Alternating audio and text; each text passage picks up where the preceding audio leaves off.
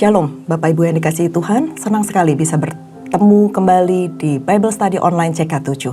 Apa kabarnya Bapak Ibu? Saya berdoa supaya kita semua dalam perlindungan Tuhan. Nah, sebelum kita mulai pembahasan firman Tuhan pada hari ini, mari saya ajak kita sama-sama untuk memuji menyembah Tuhan, kita tinggikan namanya dan kita minta urapan Tuhan turun atas kita semua. Mari kita sembah Dia. Yesus, Yesus,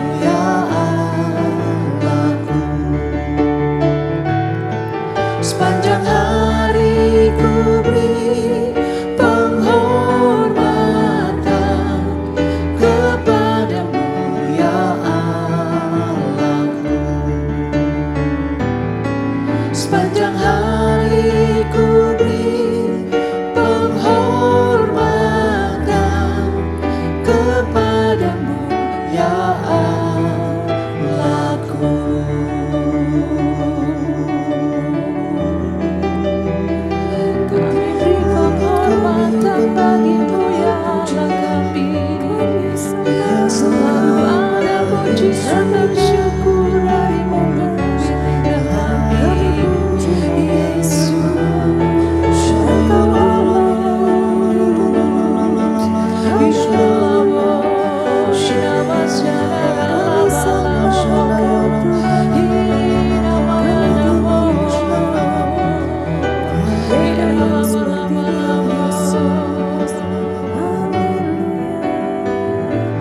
Menyenangkanmu, senangkanmu, hanya itu kerinduanku.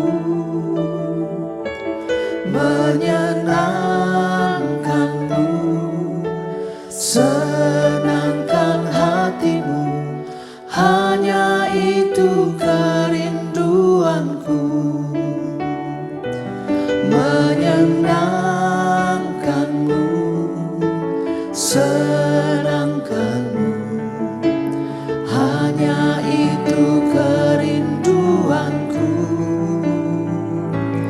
Menyenangkanmu, senangkan hatimu, hanya itu kerinduanku.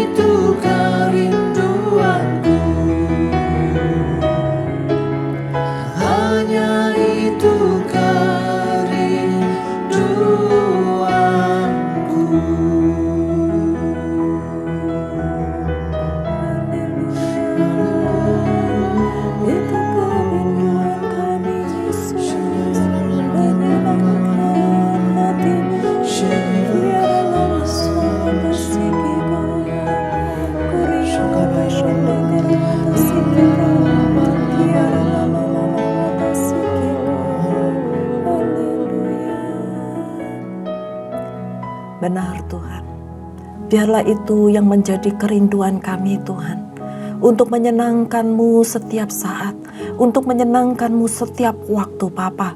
Biar Tuhan, hati kami, mulut kami, hidup kami Tuhan, penuh dengan pujian, pengagungan akan Engkau. Terima kasih Bapa, terima kasih Yesus. Urapi setiap kami Tuhan. Urapi kami Tuhan yang gak ngerti apa-apa tanpa urapan-Mu Tuhan. Kami butuh Tuhan, Engkau membimbing setiap kami untuk mengerti lebih dalam lagi Tuhan apa yang Engkau ingin sampaikan melalui firman-Mu Tuhan. Berbicaralah ya Bapa, berbicaralah dengan bahasa yang sederhana, yang mudah kami mengerti, supaya kami tidak hanya menjadi pendengar-pendengar Tuhan, tetapi kami boleh menjadi pelaku-pelaku firman-Mu dimanapun kami berada, supaya hidup kami boleh berdampak, hidup kami boleh berbuah, dan kami boleh menjadi berkat-Mu Tuhan, dimanapun kami berada.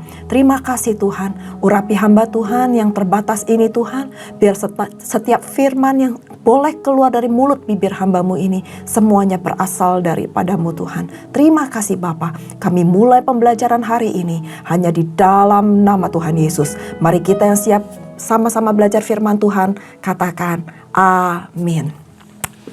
Nah, sekali lagi shalom buat Bapak Ibu yang baru saja bergabung dengan kami di Bible Study Online CK7. Hari ini kita akan membahas dari Kitab Pengkhotbah pasal yang kelima. Nah, sebelum kita bahas satu persatu, izinkan saya untuk membacakan ayat ini terlebih dahulu. Nah, Bapak Ibu, di perikopnya ada di pasal yang keempat, tetapi yang pasal yang kelima ini menyambung dari yang pasal keempat. Di ayat pertama dikatakan, "Janganlah terburu-buru dengan mulutmu, dan janganlah hatimu lekas-lekas mengeluarkan perkataan di hadapan Allah. Karena Allah ada di sorga dan engkau di bumi. Oleh sebab itu, biarlah perkataanmu sedikit. Karena sebagaimana mimpi disebabkan oleh banyak kesibukan, demikian pula percakapan bodoh disebabkan oleh banyak perkataan." Ayat ketiga, "Kalau engkau bernasar kepada Allah, janganlah menunda-nunda menepatinya, karena Ia tidak senang kepada orang-orang bodoh. Tepatilah nasarmu. Lebih baik engkau tidak bernasar daripada bernasar tetapi tidak menepatinya. Janganlah mulutmu membawa engkau ke dalam dosa, dan janganlah berkata di hadapan utusan Allah bahwa engkau khilaf. Apakah perlu Allah menjadi murka atas ucapan-ucapanmu dan merusak pekerjaan tanganmu?" Perikop berikutnya dengan judul kesia-siaan kekayaan. Di ayat 6 dikatakan, "Karena sebagaimana mimpi banyak, demikian juga perkataan sia-sia banyak. Tetapi takutlah akan Allah. Kalau engkau melihat dalam suatu daerah orang miskin ditindas, dan hukum serta keadilan diperkosa, janganlah heran atas perkara itu, karena pejabat tinggi yang satu mengawasi yang lain. Begitu pula pejabat-pejabat yang lebih tinggi mengawasi mereka. Suatu keuntungan bagi negara dalam keadaan demikian ialah, kalau rajanya dihormati di daerah itu. Siapa mencintai uang, tidak akan puas dengan uang. Dan siapa mencintai kekayaan, tidak akan puas dengan penghasilannya. Ini pun sia-sia. Dengan bertambahnya harta, bertambah pula orang-orang yang menghabiskannya. Dan apa keuntungan pemiliknya selain daripada melihatnya? Enak tidurnya orang yang bekerja, baik ia makan sedikit maupun banyak. Tetapi kekenyangan orang kaya sekali-kali tidak membiarkan ia tidur." Ayat 12 berkata, "Ada kemalangan yang menyedihkan kulihat di bawah matahari. Kekayaan yang disimpan oleh pemiliknya menjadi kecelakaannya sendiri. Dan kekayaan itu binasa oleh kemalangan, sehingga tak ada suatu pun padanya untuk anaknya. Sebagaimana ia keluar dari kandungan ibunya, demikian juga ia akan pergi. Telanjang seperti ketika ia datang, dan tidak diperolehnya dari jerih payahnya suatu pun yang dapat dibawa dalam tangannya. Ini pun kemalangan yang menyedihkan. Sebagaimana ia datang, demikian pun ia akan pergi. Dan apakah keuntungan orang tadi yang telah berlelah-lelah menjaring angin? Malah sepanjang umurnya ia berada dalam kegelapan dan kesedihan, mengalami banyak kesusahan, penderitaan, dan kekesalan." Di ayat 17 dikatakan, "Lihatlah, yang kuanggap baik dan tepat ialah, kalau orang makan, minum, dan bersenang-senang dalam segala usaha yang dilakukan dengan jerih payah di bawah matahari selama hidup yang pendek, yang dikaruniakan Allah kepadanya, sebab itulah kebahagiaannya. Setiap orang yang dikaruniai Allah kekayaan dan harta benda dan kuasa untuk menikmatinya, untuk menerima bahagiannya dan untuk bersukacita dalam jerih payahnya, juga itu pun karunia Allah." Di ayat terakhir dikatakan, "Tidak sering ia mengingat umurnya, karena Allah membiarkan dia sibuk dengan kesenangan hatinya." Nah, Bapak Ibu yang dikasihi Tuhan, bacaan kitab kita hari ini diambil dari pasal yang kelima kitab Pengkhotbah, terdiri dari 2 perikop. Di mana perikop yang pertama membahas mengenai perkataan dan nasar kepada Allah. Di ayat pertama jelas dikatakan bahwa janganlah terburu-buru mengucapkan sesuatu dan biarlah perkataan kita sedikit. Dan dilanjutkan dengan percakapan yang bodoh yang disebabkan karena begitu banyaknya keluar perkataan-perkataan yang dari mulut kita. Dan kecenderungan orang yang banyak berkata-kata itu mengakibatkan juga banyaknya janji-janji yang belum tentu dia dapat tepati. Di ayat yang ketiga dikatakan bahwa kalau kita bernasar kepada Allah, janganlah kita menunda-nunda untuk menepatinya. Dan dengan tegas Tuhan mengingatkan kita untuk menepati nasar kita. Nah, kalau kita bahas apa itu nasar? Nasar adalah ungkapan permintaan hati kepada Tuhan agar Tuhan turut berperkara dalam masalah kehidupan orang yang bernasar tersebut. Jadi, kalau ada orang yang sedang dalam masalah, lalu dia berjanji kepada Tuhan. Jika Tuhan mengabulkan apa yang diminta, maka ini adalah nasarnya, ini adalah janjinya. Atau dengan kata lain, nasar itu adalah janji kita kepada Tuhan. Nah, contoh siapa di dalam Alkitab yang bernasar kepada Tuhan?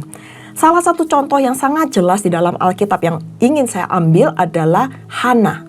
Kalau kita ingat pada saat itu Hana berdoa, mohon anak kepada Tuhan. Dan ia bernasar, Hana bernasar kepada Tuhan Allah, bahwa jikalau ia memiliki anak, maka ia akan menyerahkan putranya itu, anaknya itu kepada Tuhan. Dan pada saat Hana mendapatkan seorang putra, maka ia memenuhi nasar tersebut dan diserahkan sebagai abdi Allah.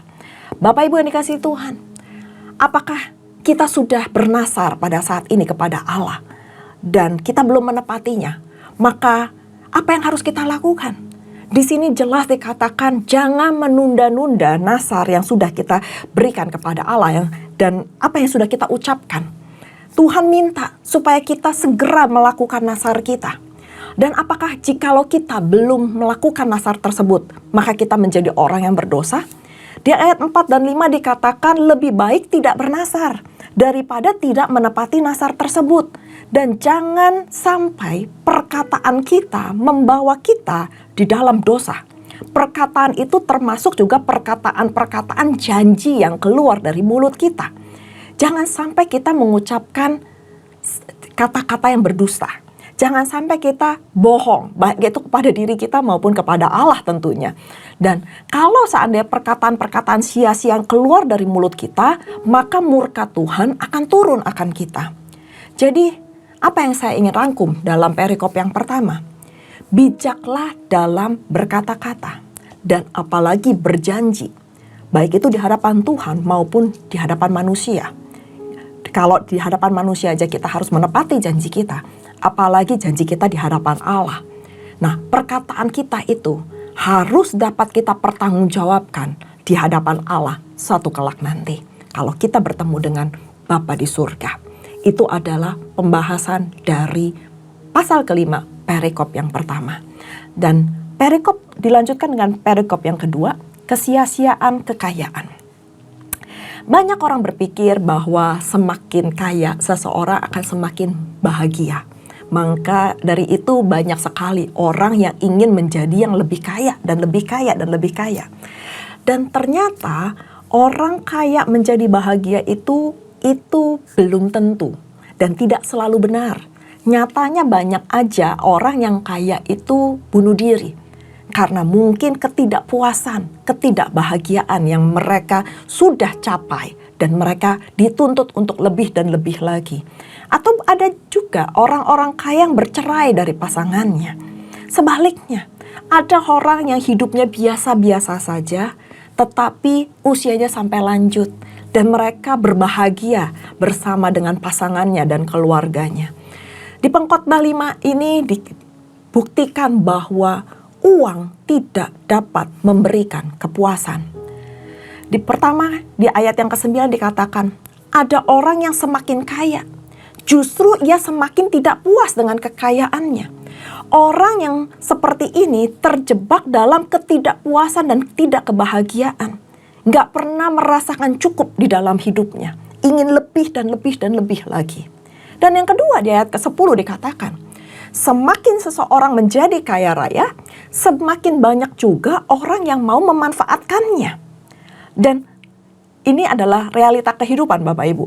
Orang kaya akan dikelilingi dengan banyak orang yang hanya menginginkan kekayaan atau keuntungan dari dirinya, bukan orang-orang yang tulus mengasihinya. Dan dapat dilihat jikalau seseorang pamoritasnya atau kekayaannya itu menurun, maka dengan sendiri juga akan sedikit orang-orang yang mengelilinginya. Ada gula, ada semut. Nah, gula itu mungkin kekayaan dari orang tersebut. Dan semut adalah orang-orang yang ingin menikmati dari kekayaannya. Dan yang ketiga di ayat 11, semakin dikenyangkan oleh harta, maka ia semakin sulit tidur. Mungkin karena perasaan khawatir akan kehilangan kekayaannya, atau justru dia berpikir bagaimana untuk menambah kekayaannya yang membuat dia tidak akan pernah menjadi tenang. Ada lagi yang lebih menakutkan di ayat 12, yaitu kekayaan akan mencelakai dirinya sendiri. Ada orang yang mungkin dirampok karena kekayaannya atau dibunuh atau dilenyapkan oleh kemalangan sehingga tidak dapat diberikan atau diwariskan kepada anak cucunya. Di ayat ke-13 dikatakan seperti itu. Jadi jangan berpikir bahwa kekayaan itu akan membawa kebahagiaan di dalam kehidupan kita. Karena orang kaya tidak selalu identik dengan orang yang bahagia. Banyak juga sisi negatifnya dari kekayaan jikalau kita tidak punya hikmat dan tidak punya rasa cukup di dalam Tuhan. Karena itu Bapak Ibu yang dikasihi Tuhan, janganlah hidup ini dipakai untuk mengejar kekayaan. Tetapi hidup ini dipakai untuk mengejar apa yang menjadi perkenanan Tuhan dalam kehidupan kita. Bukan berarti kaya itu salah, tidak. Kalau seandainya kita diizinkan Tuhan untuk dapat memperoleh kekayaan itu, biarlah kita tahu apa yang baik, apa yang benar, dan apa yang berkenan di hadapan Allah. Bukannya semakin tidak puas, semakin ingin berlebih-berlebih sehingga kita lupa untuk mengucap syukur. Itulah yang diajarkan Tuhan Yesus sebenarnya dalam kehidupan kita dan juga dalam kehidupan murid-muridnya. Pada saat kita fokus kepada Tuhan, pada saat kita mencari wajah Tuhan terlebih dahulu, maka segala sesuatu yang akan berkat-berkat itu akan mengikuti kita. Di Matius 6 ayat 33 dikatakan, carilah dahulu kerajaan Allah dan kebenarannya. Maka semua itu termasuk berkat jasmani, berkat rohani akan ditambahkan, bukan diberikan, karena Tuhan pasti akan memberikan, tetapi akan ditambahkan pada saat kita mencari kerajaan Allah dan kebenarannya. Jadi Bapak Ibu yang dikasihi Tuhan, jika kita mau bahagia, jangan kejar kekayaannya, tetapi kejarlah ketaatan dan sikap takut akan Tuhan. Karena kekayaan yang berlebihan, kekayaan yang kita tidak pernah merasa cukup dalam kekayaan kita, itu memberikan kekhawatiran. Tetapi keselamatan di dalam Tuhan pasti memberikan kebahagiaan yang kekal dalam kehidupan kita. Demikianlah kita harus senantiasa berdoa, bersyukur kepada Tuhan, karena Tuhan pasti akan mencukupkan apa yang kita butuhkan, bukan selalu apa yang kita inginkan. Karena kalau kita selalu menginginkan lebih dan lebih dan lebih lagi, maka mengucap syukur itu akan jauh dari hidup kita.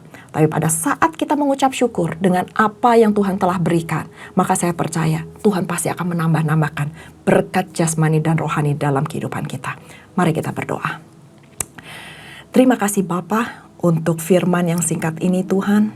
Terima kasih di mana kami boleh belajar dua hal yang penting di dalam firman Tuhan ini, bahwa yang pertama kami harus berhati-hati dengan mulut kami Tuhan. Kami harus berhati-hati dengan setiap perkataan yang keluar Bapa dari mulut kami, supaya bukan perkataan yang sia-sia, tetapi perkataan yang membangun, perkataan yang membawa berkat, perkataan yang boleh memuliakan Engkau, yang boleh meninggikan Engkau. Terima kasih Tuhan, jikalau juga Engkau mengingatkan, jikalau ada nasar-nasar Tuhan, janji-janji kami kepada Tuhan yang belum kami tepati, yang belum kami penuhi Tuhan.